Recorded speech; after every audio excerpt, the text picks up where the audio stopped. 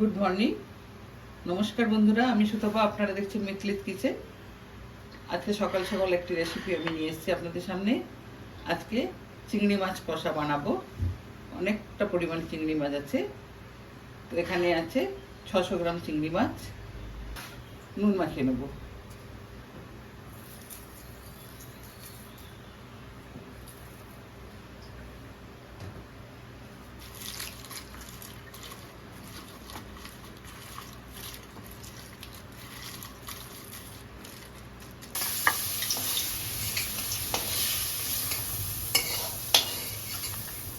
হয়ে গেল পুরোপুরি ভাজা।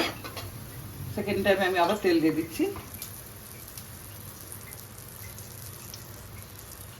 তেলটা একটু গরম হোক।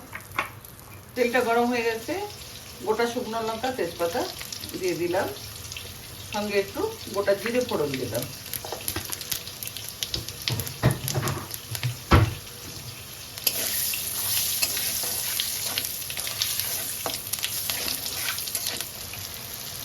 লঙ্কার গুঁড়ো দিলাম।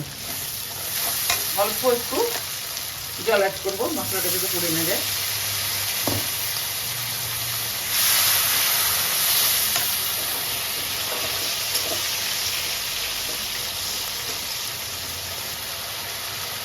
অল্প একটু চিনি দিলাম,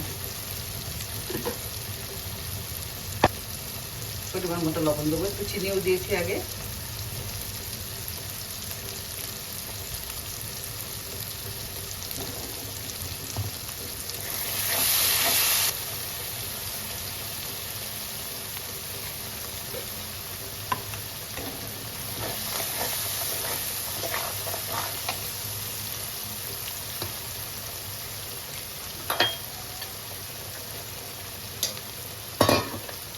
এবারে জল দিচ্ছি।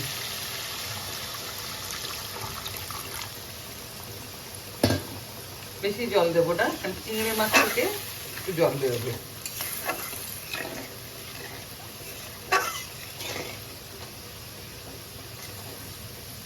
ঝোলটা ফুটে উঠলে মাছগুলো দেবো। চিংড়ি মাছগুলো সব এক এক করে দিয়ে দিলাম।